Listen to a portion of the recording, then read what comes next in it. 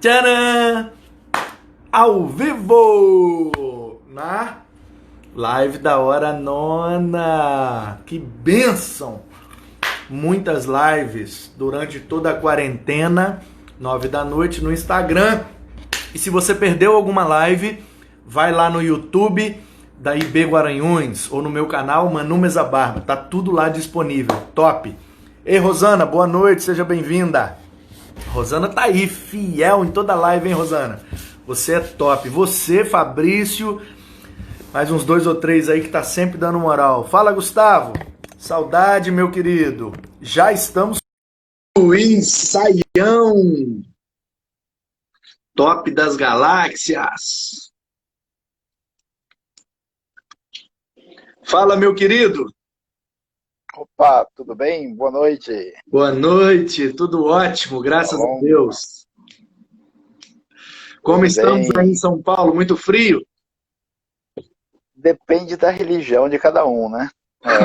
O que significa muito frio, né? Para os nossos padrões aqui tá normal. Agora, dependendo de onde a pessoa vem, aí tá mais frio do que se esperaria, né? Tá certo. Meu querido, eu vou começar logo o bate-papo, porque a gente tem muita coisa para conversar. 1 hora é muito pouco aqui no Opa, Instagram, mas essa live vai ficar pois salva no é. nosso canal do YouTube, então vamos logo que certamente muita gente vai ser abençoada. Primeiramente, te Bom, agradecer pelo privilégio de estar aqui com você. Muito obrigado, prazer. muito, muito É obrigado. Que isso. Deus te retribua pela sua generosidade. Amém. Muito obrigado. É um prazer aí, uma alegria Bênção. estar em sintonia com todos os nossos queridos aí, com você, Manu. Muito Que bom. bênção, que bênção. Bom, eu quero começar fazendo uma primeira pergunta que sempre foi da minha curiosidade. Eu já comentei com o senhor que eu fui discipulado aqui em Guarapari, eu pastorei hoje Guaranhuns é Vila Velha, mas quando eu vim para o Espírito Aham. Santo, eu vim para Guarapari e fui ser membro na Igreja Batista em Miaípe, uma igreja plantada por Dona Beth Bacon e pastor Henry Bacon, o marido. Ó, Então, olha eu só, hein? fui discipulado, tive esse grande privilégio, já comentei com o senhor, de ter sido discipulado, aprendido muito de Bíblia e principalmente de hebraico com ela. E a primeira pergunta que eu quero te fazer é sobre o projeto de tradução da NVI, que o senhor fez parte Uhum. diretamente, juntamente com ela fez parte da equipe. Como é que foi esse projeto? Como é que foi isso aí?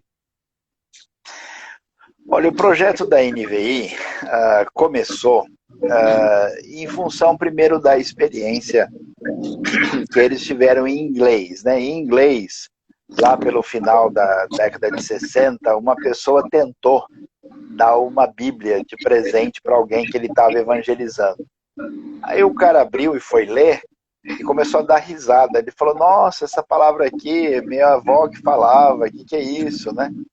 E aí ele escreveu uma carta desesperado, falou: Puxa, a gente quer evangelizar o mundo, a gente não tem nem Bíblia em inglês que as pessoas entendam, né?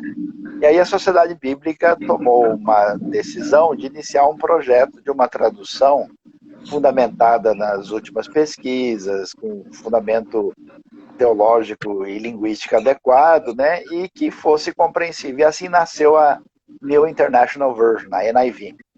Aí a Sociedade Bíblica Internacional, na época, começou a sugerir a possibilidade de fazer versões com o mesmo perfil, com a mesma característica, né? E entre os diversos países e línguas escolhidas, o português foi levantado. Eles fizeram contato na época com o Dr. Shedd, né?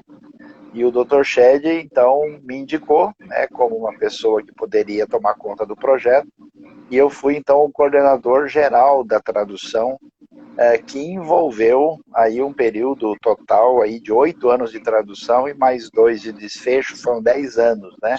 Uau! E aí nós envolvemos um grupo, uma comissão de tradução de 14 estudiosos, né? Sendo a Beth Bacon inglesa, né? Um professor holandês, 3 americanos e 9 brasileiros, né? Cada um numa especialidade. E fomos trabalhando aí durante esse tempo todo até produzir a nova versão internacional, né? Que é uma versão irmã de outras versões em outras línguas no mundo que tem a mesma filosofia de tradução. Foi assim Ok. que a gente trabalhou.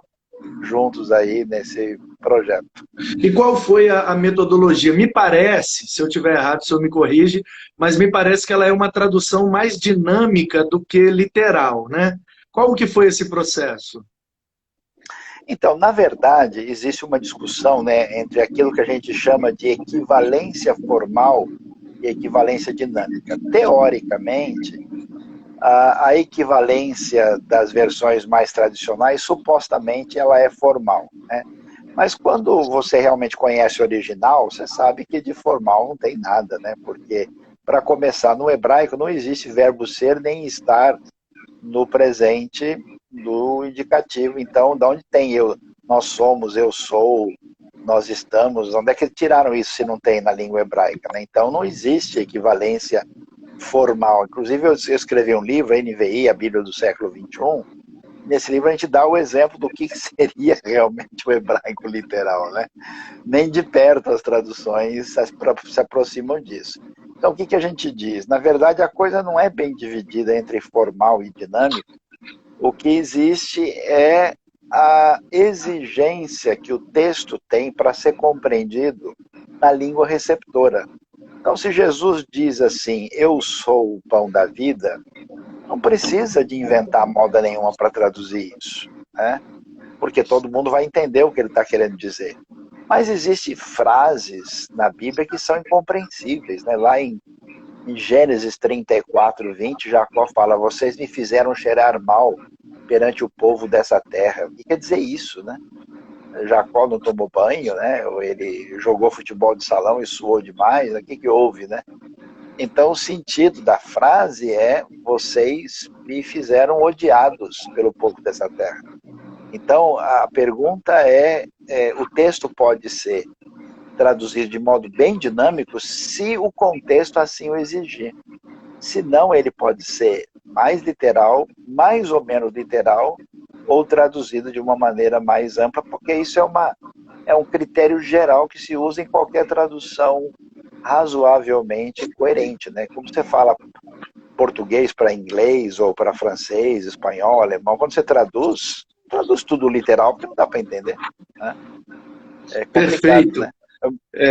Eu fiz essa pergunta exatamente para provocar essa explicação, para quebrar um pouco do paradigma que se tem de bibliologistas, né, de que uma tradução é formal, a outra é dinâmica, uma é paráfrase.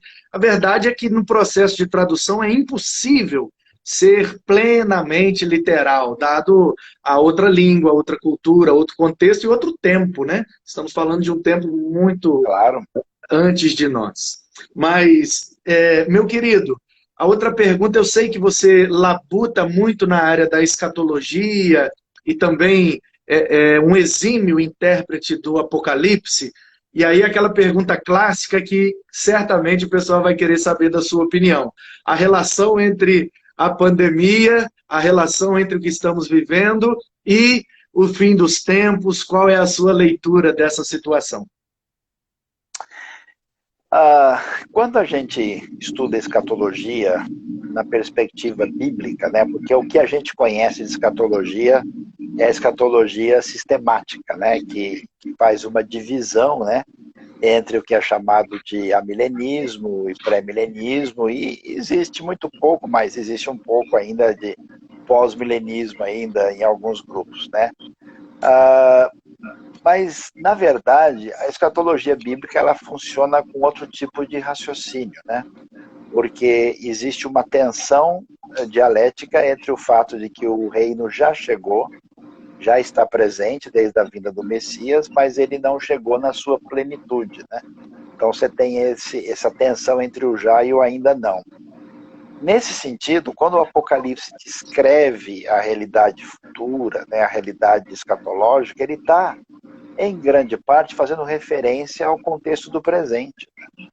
O que está acontecendo no primeiro século. O pano de fundo do Apocalipse tem muito a ver com o reinado de Nero, né? Mas isso não significa que ele também não aponte para o futuro. Então você tem um perfil assim biflex, né, no Apocalipse. Perguntamos, né, quem é o anticristo? Num certo sentido, o anticristo já está presente, né?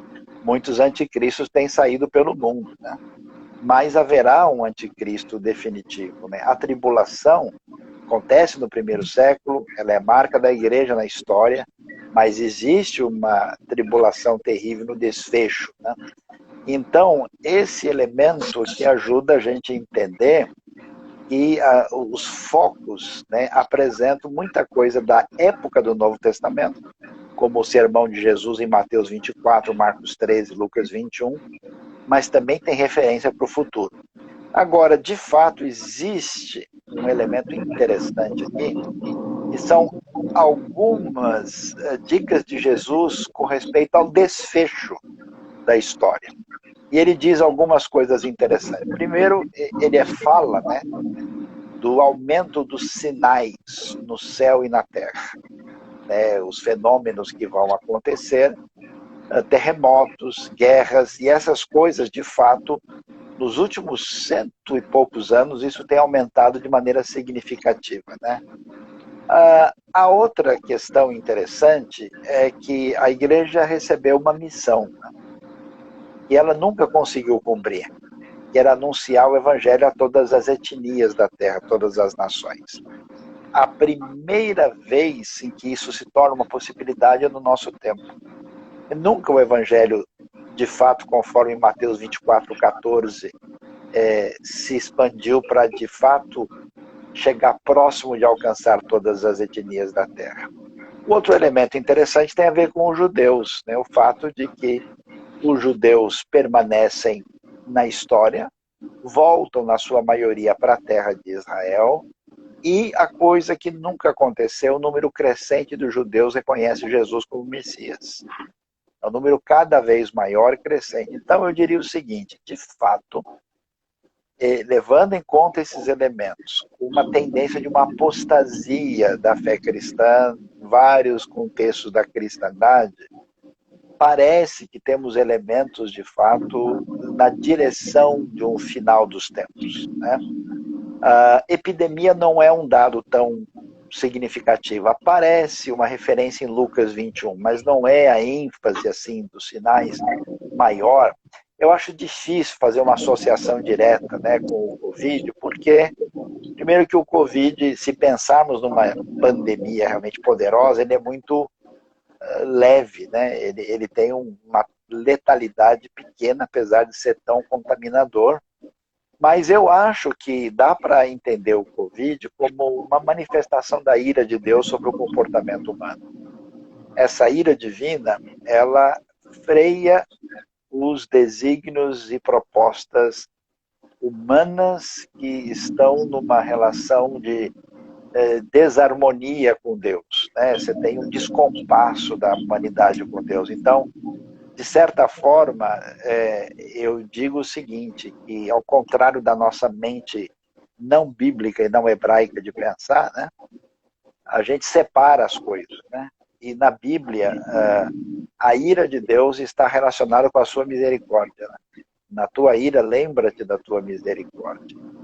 E, portanto, quando Deus expressa a sua ira, isso significa que ele está dando uma oportunidade, na sua bondade, das pessoas pararem para refletir sobre a sua vida, para as pessoas da igreja pensarem como é que eles estão caminhando, né? E porque se Deus derramar a sua ira de maneira plena, que seria o juízo, ninguém resistiria. E como ele só lança parcialmente essa ira, a sua misericórdia está estendida para que os homens se voltem para ele, né? Então, eu entendo que esse é um elemento que ocorre nesse caso, e não dá para associar o Covid com o apocalipse, o fim do mundo, né? A gente não tem permissão de Deus para colocar a volta de Cristo na agenda, né? E como muita gente tenta. E, portanto, eu acho que temos sinais assim genéricos, né? Que a volta de Cristo pode ser uma coisa daqui a 5 anos, ou a 20 anos, ou a 100, a 200, não sei, né? Ainda falta muita gente para ouvir o Evangelho de todas as nações, mas pela primeira vez a igreja, de fato, se aproxima dessa realidade, né? Inclusive, a gente tem um vídeo que está no YouTube, né, sobre os sinais da volta de Cristo. O pessoal que quiser ver pode procurar e dar uma olhada, e tem uma explicação mais detalhada para o pessoal que quer pesquisar o assunto. Excelente. Me fez lembrar esse argumento aí que o senhor deu, e eu concordo plenamente, uma leitura muito lúcida e ponderada, equilibrada, mas eu me lembrei de Naum. O profeta Naum é aquele que vai 100 anos depois de Jonas profetizar o juízo sobre Nínive. E nós sabemos que nos profetas, o nome, o significado do nome do profeta sempre está muito ligado com a sua mensagem. E Naum é consolo, né? Então, assim, exatamente. O profeta consolador vai levar a mensagem do juízo. Mas espera aí, é a mensagem do juízo para os inimigos do povo de Deus. Portanto, a mensagem que traz juízo aos ímpios é também uma mensagem que consola os crentes, porque a justiça de Deus, de uma vez por todas, será feita sobre a humanidade, não é isso? Exatamente, perfeitamente. Exatamente, é o Naum, o homem que diz que o Senhor tem o seu caminho na tormenta, né, e na tempestade. Muito bom. Da última vez que eu tive com o senhor aqui em Vitória, eu acho que foi a última vez que o senhor esteve aqui, porque logo depois a coisa foi se complicando e tal, mas eu lembro que o senhor mencionou que o senhor esteve na China, se eu não me engano, e o senhor viu lá um negócio extraordinário, e o senhor compartilhou com a gente tomando um café ali naquela padaria, a questão geográfica, que o evangelho saiu de Jerusalém, veio à África, Europa, América, e está dando a volta e está chegando lá na China, e agora só falta aquele pedaço ali onde a perseguição é mais ferrenha, para grudar em Jerusalém de novo e ter dado a volta. E você viu algo extraordinário lá na China, no Tibete. Compartilhe um pouquinho com a gente, que aquilo foi inspirador. Então, a coisa mais impressionante é que quando você estuda o livro de Atos, você percebe que o evangelho só cresce na direção do Ocidente. Isso é muito interessante, né? Você vai ver que as viagens do apóstolo Paulo, elas vão, né, para a região da Anatólia, né, onde hoje é ocupado ali pelos turcos, né?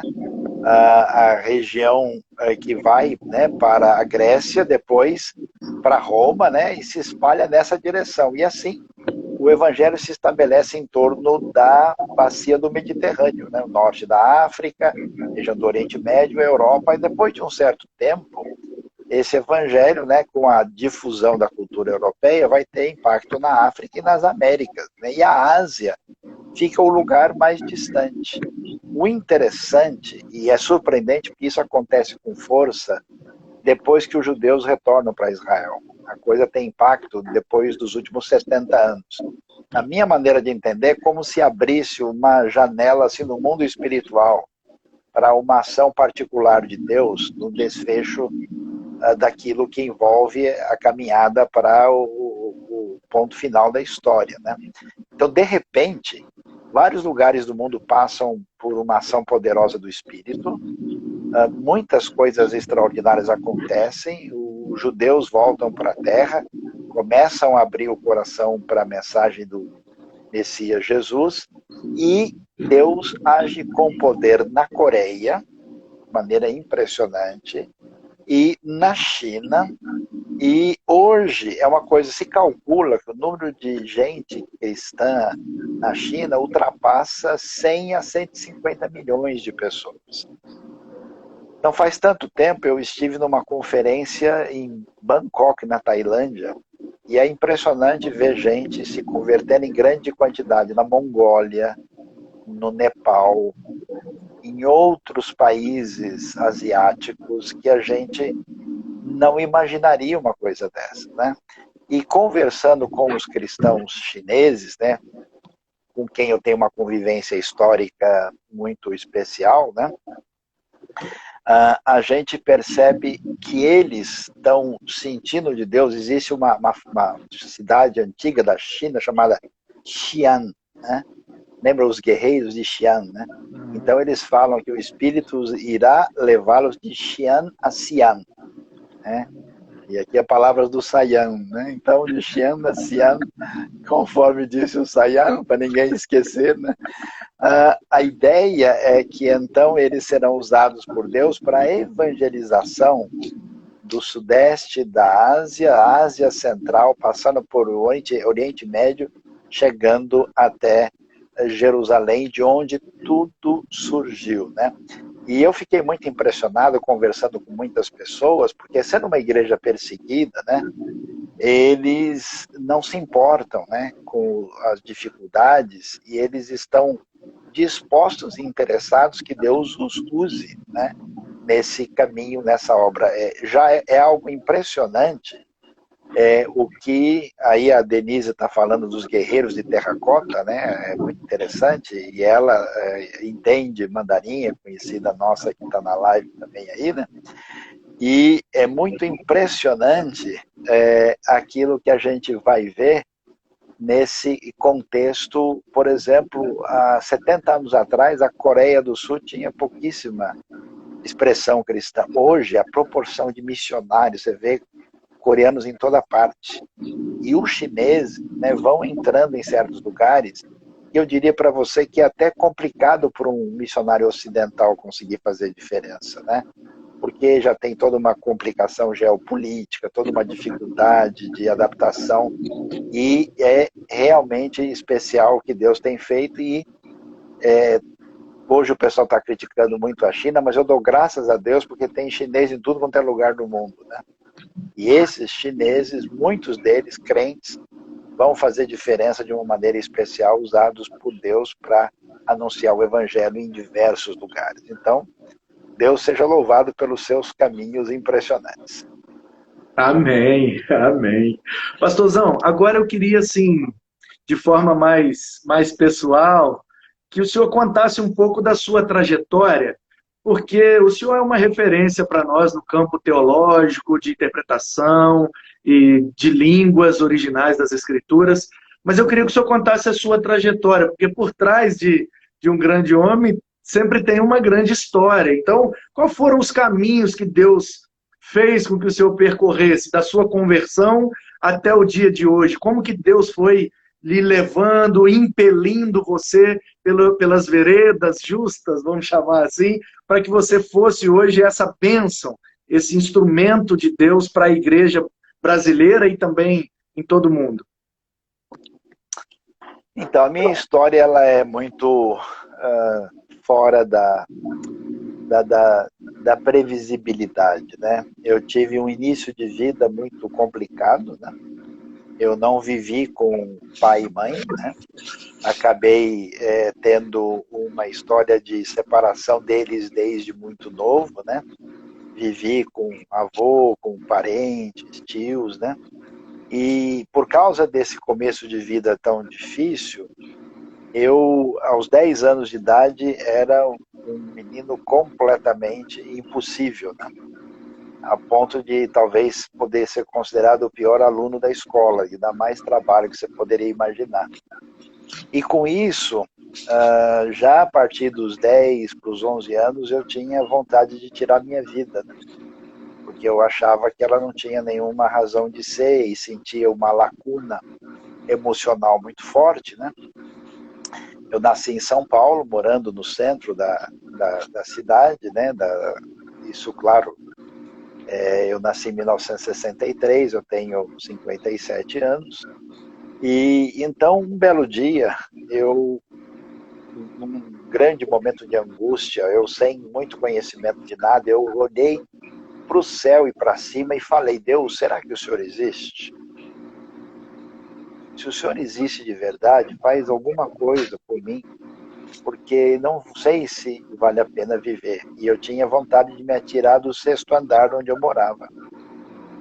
E aí, nessa brincadeira, eu achei uma Bíblia católica em casa. As pessoas em casa, eles eram formalmente católicos, mas tinham inclinação kardecistas, e comecei a ler a Bíblia.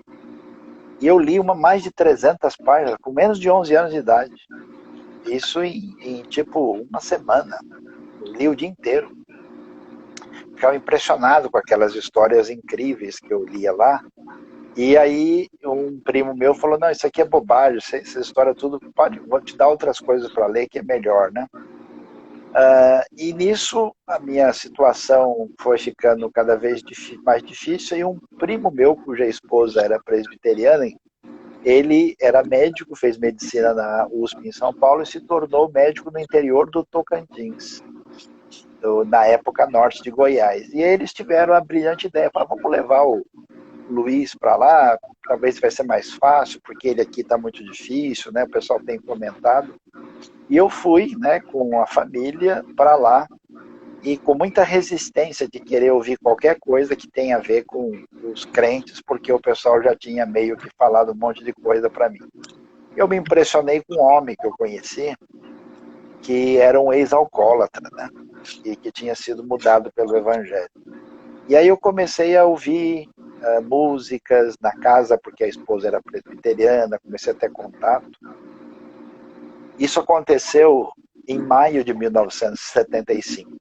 Em junho de 75, uma bela manhã, eu fui para o fundo do quintal da casa, comecei a cantar, sem pensar. Eu estava tirando as folhas da árvore que tinha caído e comecei a cantar. É fácil de entender, tão claro como a luz. Em meu lugar, para me salvar, Jesus morreu na cruz. Quando eu estava cantando isso, por volta das 10 e pouco da manhã, foi como se um raio atingisse a minha cabeça, assim, e eu tivesse visto a minha vida toda, assim, todas as vezes que eu menti, que eu fiz tanta coisa indevida e errada. E aí eu comecei a chorar sem parar, sem entender o que estava acontecendo. E aí eu lembrei, entendi, puxa, quer dizer que quando Jesus morreu foi por mim? Mas como assim? Nem meus pais não se importaram comigo, como é que Deus fez isso? Aí foi que eu derreti e perdi a noção do tempo. Aí, como eu era com 12 anos menino, eu falei, que isso, rapaz, homem não chora. E eu tentando me controlar, eu não conseguia, então me escondi, até que eu conseguisse vencer aquilo. E naquele dia, eu fui convertido pelo poder do Espírito de Deus, e eu, então, terminou o dia de uma maneira diferente, e quando eu dormi aquela noite, o dia eu acordei, parecia que eu tinha chegado no mundo pela primeira vez, né? Eu tinha um peso que se foi, né? Uma coisa tranquila no coração, e eu olhava para cima do muro, assim, eu via formiga, achava a formiga a coisa mais bonita que pudesse existir, né? Até uma folha da árvore, assim, eu achava a coisa mais espetacular, né? Então eu entendi mais plenamente o conteúdo do Evangelho, e aí eu saí querendo converter a cidade, né? Eu fiquei completamente doido, né? Eu chegava para a pessoa e falava, você precisa receber Jesus. Aí se a pessoa, eu vou pensar no assunto, e eu começava a chorar, não faz isso, não. Só que eu tinha 12 anos de idade, era um pedaço de gente, né, fazendo esse negócio. E aí, quando eu tinha 13 anos, eu ouvi uma mensagem, né, meu pastor na época era o pastor Gunther Carlos Krieger, missionário entre os Xerentes, que estava lá no meio do mato, né? E aí eu abri o coração ali, me entreguei a minha vida para servir a Deus, né? E a partir daí comecei a, assim, espontaneamente a ler, me interessar e ler a Bíblia direto e tal. E eu retornei a São Paulo quando eu terminei o curso lá digamos, do antigo colegial, e fui fazer vestibular para entrar na USP. Aí eu fui estudar linguística. De linguística eu estudei hebraico e depois teologia, aí me aprofundei em hebraico e tive assim uma caminhada. Eu digo para você que eu não fiz nada. O máximo que eu fiz na minha vida foi atrapalhar Deus de vez em quando.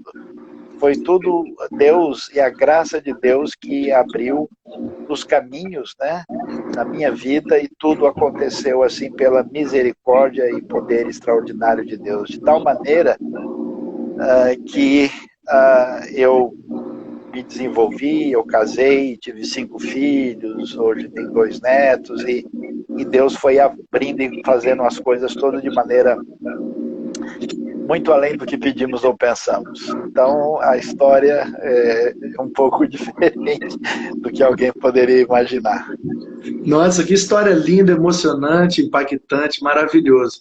Mas aí o senhor chegou a fazer seminário de teologia? Eu fiz, na verdade eu comecei, porque eu pensei, como é que eu vou me aprofundar para servir a Deus, né? Como eu era maluco, com 15 anos eu aprendi inglês sozinho, lá no Tocantins. Pegando livros, lendo e ouvindo rádio estrangeira e me virando, eu cheguei já conseguindo ler inglês. E de maneira semelhante, eu fiz isso também com francês, com livros que eu peguei do lixo, porque a escola jogou fora, né? E aí, nesse processo de desenvolvimento, eu falei, não, linguística é a coisa que me interessa, porque eu quero conhecer a coisa mais profunda na Bíblia, né? Eu comecei fazendo linguística, ingressei em hebraico, e quando eu estava já adiantado, aí eu fui fazer teologia. Eu fiz teologia na Faculdade Batista de Perdizes, fiz linguística e hebraico na USP, cheguei a fazer um pouco de filosofia também, mas para falar bem a verdade para você, boa parte das coisas a gente desenvolve estudando sozinho. A faculdade ajuda, né? Mas aí eu fui e acabei fazendo então o mestrado pleno na USP e me desenvolvendo e logo me envolvi muito com o trabalho em seminário acadêmico e também na igreja ao mesmo tempo. Então eu sempre fui tanto quanto acelerado assim com 3 períodos integrais, né? Eu sou uma pessoa que acorda 4h30, 5 horas da manhã e voa assim a todo vapor, então a gente acaba aí, né, com a graça de Deus, fazendo um monte de coisa que só o Senhor para ajudar mesmo. Que bênção! Tem um casal assistindo a live aí com a gente, é o Wilson e a Andressa. São amigos meus Sim. preciosos daqui do Espírito Santo. Eles foram para o Rio. O Wilson fez o Seminário do Sul e a Andressa, ela também tem um talento especial para outros idiomas. E eles fundaram lá no Seminário do Sul um centro de línguas. O senhor já viu que tem lá o centro de línguas?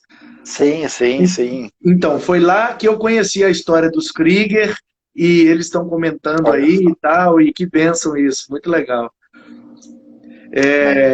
Eu sei que a sua dissertação de mestrado na USP teve a ver com o Antigo Testamento. Qual foi, de fato, a sua dissertação e qual é, a ligação que você fez com o Antigo Testamento? E aí, numa universidade pública em São Paulo, como é que foi isso? Teve muito preconceito, muito desafio?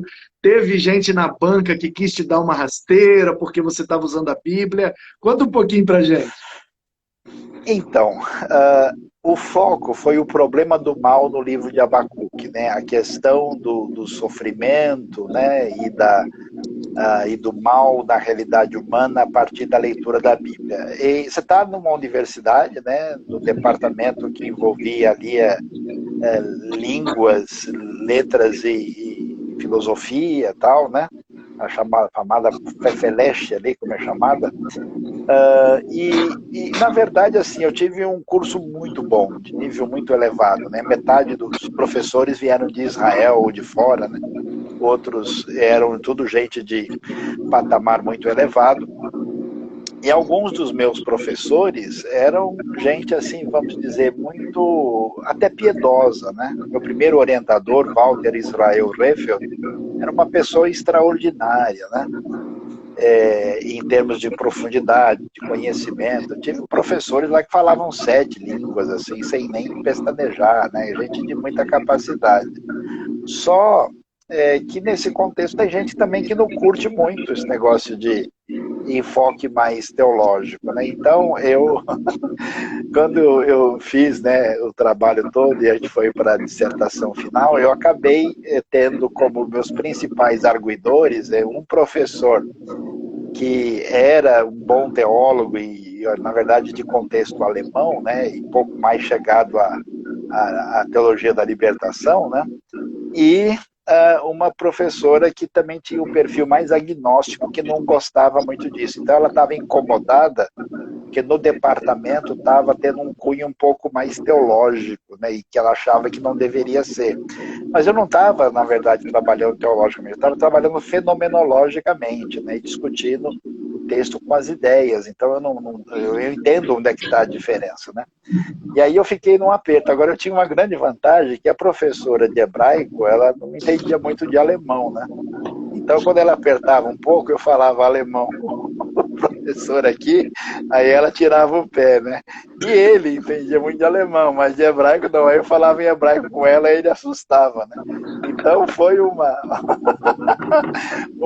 pressão muito grande da parte dos dois, né? Porque não era aquela tese assim de gente amiga que está lá para te dar uma força. Não, é gente que está para pegar pesado mesmo, que está para apertar você, né? Mas graças a Deus eu fui assim aprovado com como é que chama? Com distinção, né?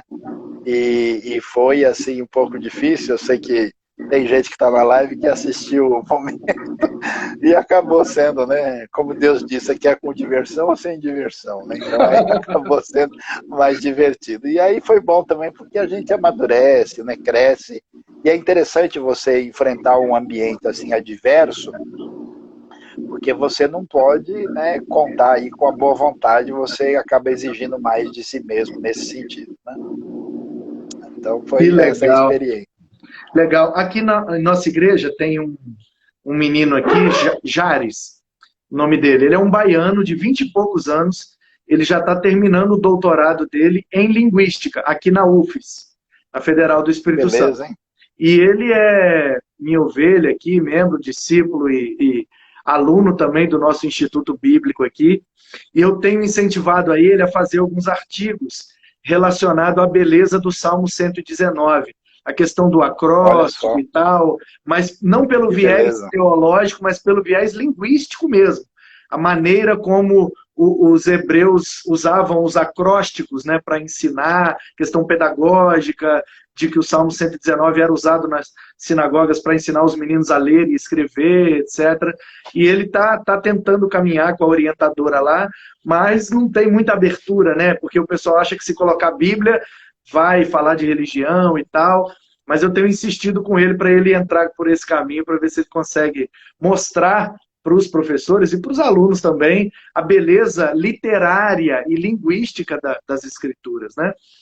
Mas, meu querido, fala para mim sobre o seu ministério na igreja local. Eu sei que você é pastor na Igreja Batista Nações Unidas, em São Paulo, mas você roda o mundo. E como é que é essa dinâmica de ser pastor numa comunidade e, ao mesmo tempo, ser um mestre aos quatro cantos da terra? Como é que funciona isso? Então, é a famosa igreja local, né?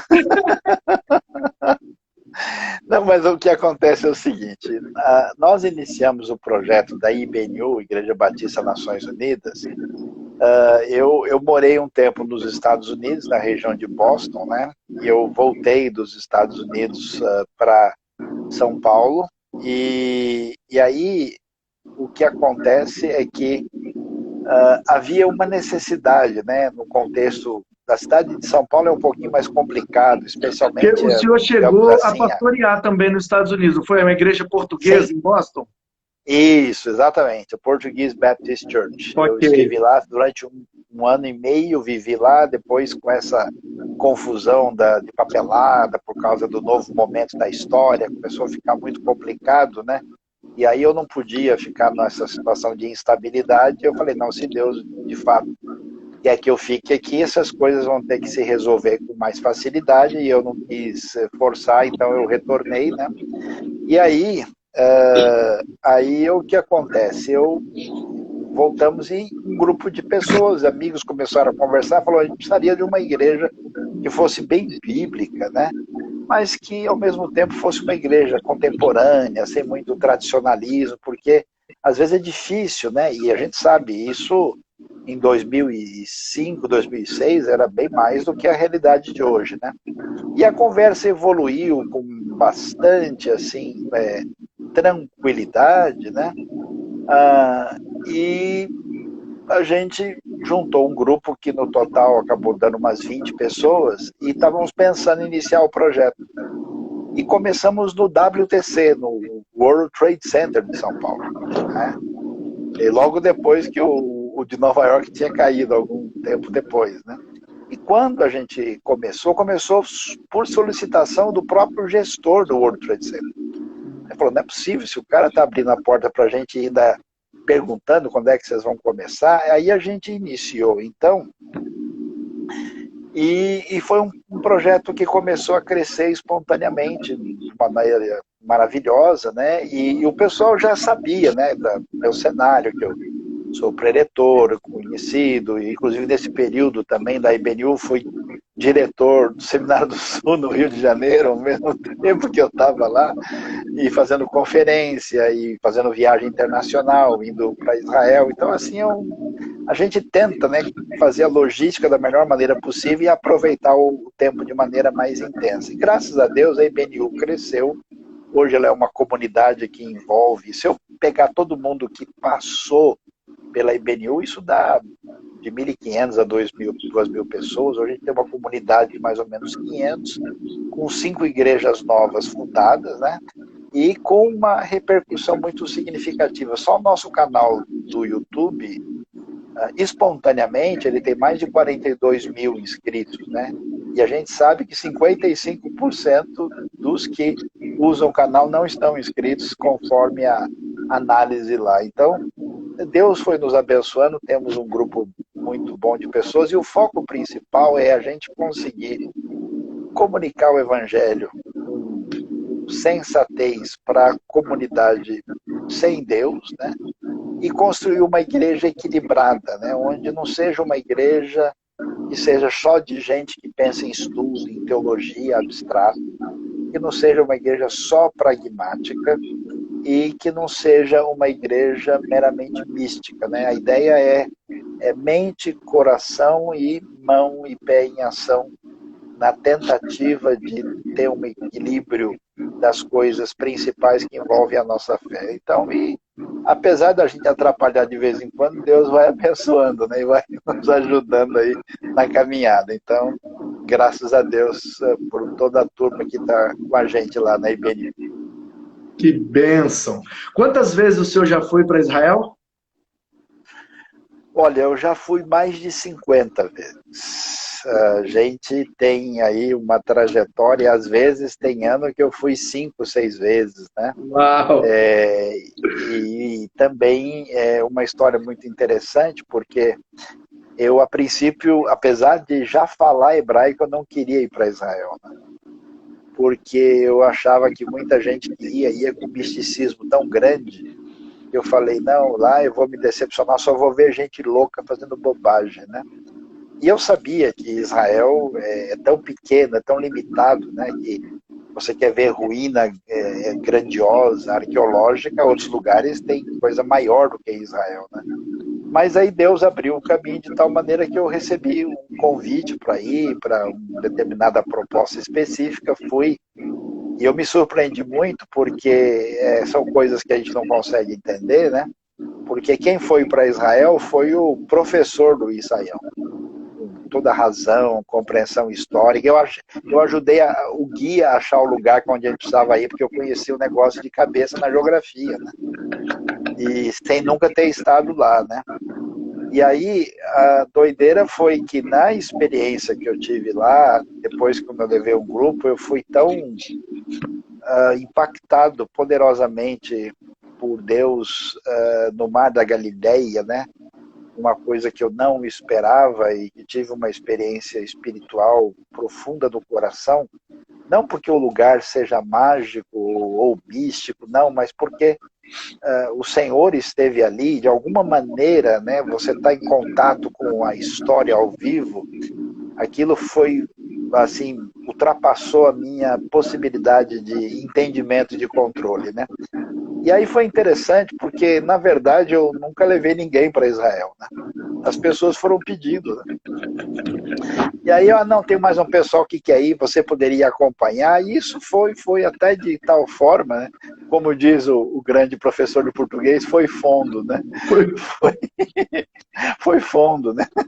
Foi indo, e nós tivemos já, e as viagens que a gente tem feito com pessoas que eu acho que são pessoas que realmente deveriam ir, elas têm sido muito impactantes e marcantes na vida da pessoa para sempre, não só pelo conhecimento, mas pela conexão espiritual com o coração, né? E faz toda a diferença na vida das pessoas que podem assim participar.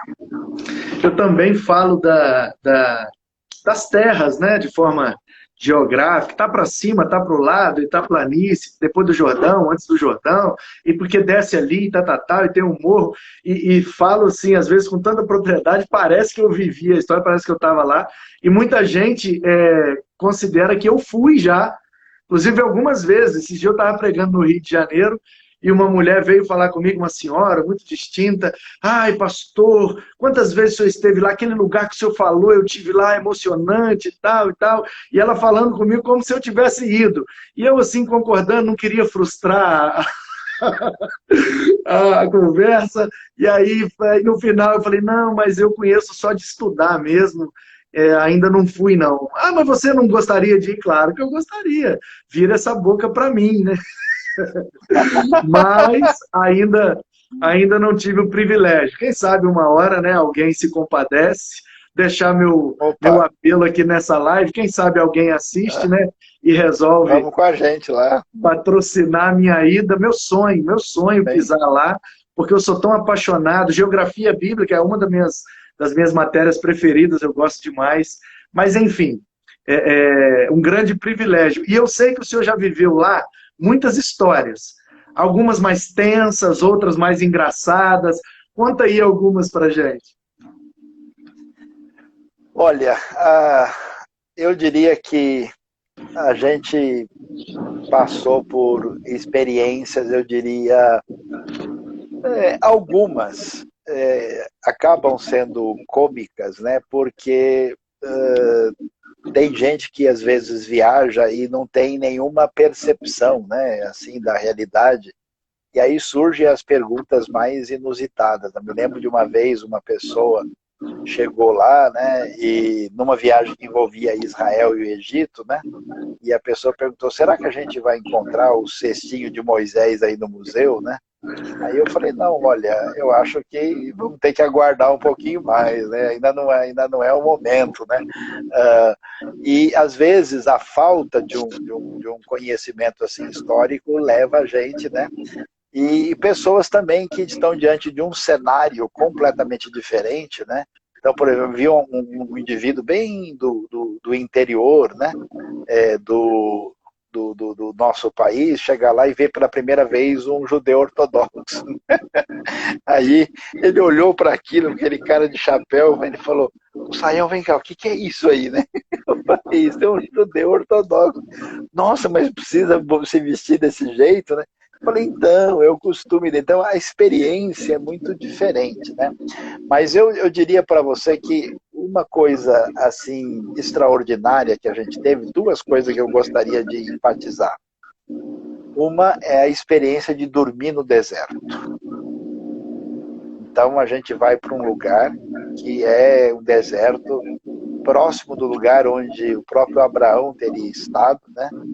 E aí, aquilo escurece à noite, você vê a lua e as estrelas, e eu me lembrando de Deus chamando Abraão para fora da tenda e dizendo, né, olha, tal. E eu saí lá no meio da madrugada para olhar isso, sabe? Rapaz, aí eu fiquei no canto ali, aí não tem jeito, né? Eu falei muito com Deus e chorei feito criança ali, vendo tudo que Deus fez na história. E aí você acorda, né, e vê o nascer do sol, com as montanhas da Judéia, com aquele contexto, aquilo é uma sensação indescritível, um negócio único. A segunda coisa muito interessante é que a gente faz, às vezes, alguns passeios de barco no Mar da Galileia, né? E aí, nesse momento, o pessoal às vezes canta, tem um momento especial, e quando não estava no momento desse, deu pepino, deu problema no barco e o barco quebrou, né? E a gente ficou parado e o cara tentando consertar lá. E nisso passa um pessoal da África, de Gana, né? E vê a gente, e eles veem que é do Brasil, então eles fazem a maior festa, né? E comemoram, e celebram, e fazem, e a gente faz a festa ali, e parece que Deus preparou, né? E naquele momento estava chuvoso, e estava uma mini tempestade acontecendo, sabe? Até que no momento mais difícil, né, o barco de Gana tentou se aproximar para ajudar, finalmente o nosso barco funcionou e a gente conseguiu sair dali, né? E então tem cada coisa, cada história, cada lugar visitado, cada momento onde a gente encontra, né, história, arqueologia, Bíblia e espiritualidade numa experiência completamente única e indescritível, uma coisa muito especial mesmo, que é só experimentando, não dá nem para contar, difícil demais. E na sua perspectiva, eu sei que o senhor, quando está lá, conversa muito com os judeus, né, até com alguns rabinos lá e tal. E na sua percepção dos diálogos que o senhor já teve, qual é o principal empecilho que eles colocam para crer que Jesus é o Messias? Olha, é um pouco difícil de responder isso, porque os judeus são muito diversificados, né? A gente brinca que onde há dois judeus reunidos há pelo menos 7 opiniões diferentes, né? E se um deles for advogado, é 10, né? Então, assim, existe uma grande quantidade de judeus que nem sabe nada sobre Jesus. Não tem nenhuma ideia. Ele sabe que existe um negócio que é a cristandade, que odeia os judeus, e que teve um tal de Jesus, que foi tipo um profeta, um rabino, e que os romanos mataram, e que depois deu uma confusão, mas eles não têm ideia. Tem judeus que até nem sabem que Jesus era judeu, né? Uau. E então que são desconectados disso. Uma boa parte dos judeus são meio agnósticos, céticos, não querem saber de religião, até por causa do Holocausto, de outras coisas mais, tem um grupo secular, né? Existe um outro grupo de pessoas que tem uma visão muito negativa de Jesus, aquilo que na história da tradição judaica se desenvolveu pela oposição, né, ao cristianismo. Jesus era uma espécie de enganador, alguma coisa do tipo, um mágico, né? E, e aí eles têm uma distância como se fosse realmente uma coisa de uma falsa interpretação da Bíblia, né? E outros judeus já veem Jesus de maneira positiva.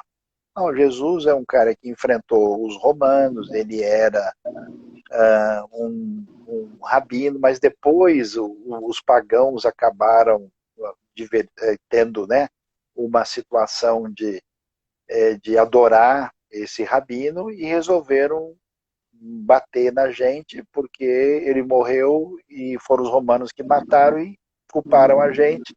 E agora a gente sofre disso, dessa maneira.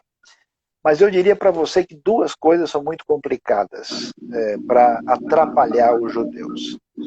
A primeira é a própria atitude indevida de muita gente de igreja diante dos judeus. Eu vou ser bem franco com você. Eu tive alguns judeus que vieram para mim falar coisa do tipo assim: olha, você é sério, eu acredito em você, a gente conversa. Mas a boa parte das pessoas que...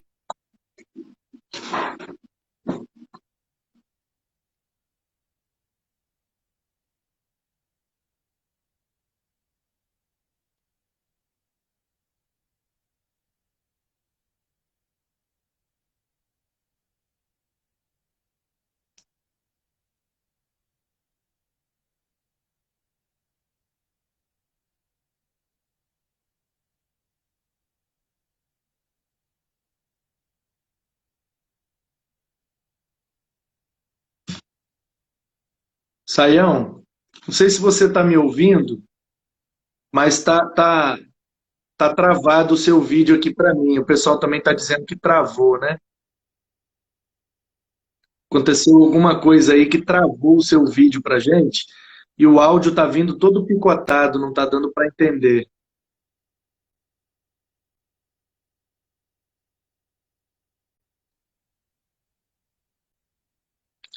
Ei, deu uma travada aí, né? Opa, agora tá ok. Tá vendo? Tá ouvindo? Tá ok? A gente ouviu até a parte que os judeus dizem para o senhor que você é sério, que dá para conversar com você, Então, mas aí tem um ele... pessoal que Aí eles dizem, algumas pessoas que a gente conhece que vêm falar de negócio de Jesus, na verdade, os interesses deles é outro. A gente não está levando esse pessoal a sério. E aí eles dizem, aí até eu falo, o pessoal fala, olha, depois que os cristãos aceitarem a Jesus, quem sabe os judeus aceitam também, né? Porque a atitude deles é uma atitude complicada, né? E a segunda questão é que a maior parte dos evangélicos atrapalha muito porque eles não conhecem a história, o que acontece no ambiente judaico. O judeu pensa da seguinte maneira, o meu bisavô, meu avô, foi morto por cristãos em Auschwitz. Na cabeça do judeu, Hitler é mais um cristão. Todo mundo da Europa faz parte da cristandade, eles não separam as coisas. Então, como eles entendem dessa maneira, eles sabem, né, que todo mundo que chega lá de pano de fundo evangélico quer converter o judeu em 5 minutos. E o judeu é o 25º que chega essa semana para ele. E ele sabe que o cara nem conhece hebraico, nem conhece nada da Bíblia, e então é um negócio muito complicado. Quando você conversa respeitosamente, mostra que você ama e se interessa pelo povo judeu, agradece a Deus porque, como eu digo para eles, vocês são os nossos irmãos mais velhos, né? E mostra uma atitude respeitosa, aí eles passam a respeitar você. Aí sabe o que acontece? Eles fazem pergunta para você. Ah, E a que coisa legal. muda de figura. Aí ele vem, escuta, mas como é que você explica uma coisa dessa? Então eu já tive oportunidade de conversar com um rabino, já tive oportunidade de conversar com estudante de seminário judeu, vamos dizer assim, seminário no Yeshiva de Jerusalém. Um dia eu estava lá filmando um negócio, chegou um cara que era um judeu que fala português e falou, você não é o Saião? Eu falei, eu sou, fiquei assustado, né? Então eu conheço, eu leio os seus artigos. Quer dizer, é um negócio interessante. Então, quando você vem com uma atitude de amor e bom senso, respeito e atenção, e ele vê que você não está querendo, tipo, marcar algum pontinho na sua trajetória religiosa, aí a coisa muda de figura, né? E então é muito interessante, e olha, eu tenho visto coisas muito bonitas e especiais e Deus trabalhando no coração de várias pessoas através dos anos aí de uma maneira muito bonita, né? Que legal. Ou seja, basicamente é como funciona com todas as pessoas que não creem em Jesus. Enquanto você não conquistar a confiança delas, enquanto você não se interessar verdadeiramente por elas e descobrir quais são as demandas, as necessidades e ganhar o direito de ser ouvido, nada do que você falar vai ser relevante para eles. E esse é o processo de evangelização de maneira geral, né? É verdade. Mas no caso deles é mais difícil porque eles têm um trauma, né? Porque os judeus foram Uhum. vergonhosamente assassinados no âmbito da cristandade por 2000 anos, né?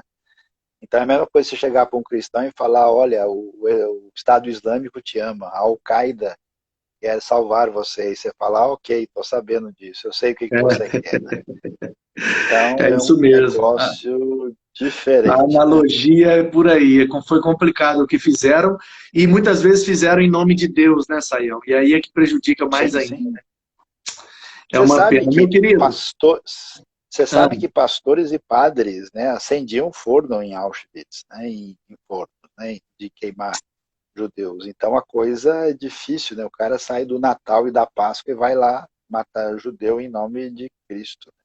É complicado. muito Meu difícil. querido, tá chegando o nosso tempo, tá terminando. O Instagram, infelizmente, só libera 1 hora de live. Eu quero te agradecer profundamente. Foi maravilhosa essa conversa. Como sempre, com você, a conversa é sempre muito proveitosa e te dá a liberdade aí de falar por mais alguns segundos que a gente ainda tem, 1 minuto. Fique à vontade, fala o que está no seu coração e abençoe a gente Eu aí. agradeço de coração. Deus abençoe a todos os nossos queridos. Eu recomendo aí, né, o site meu, luissaião.com.br, para vocês visitarem. Tem conteúdo e coisa boa lá, né? Os nossos vídeos no YouTube também disponíveis sem custo nenhum. O aplicativo do Rota 66 para ouvir a Bíblia toda explicada sem custo nenhum, é só procurar e baixar, né? E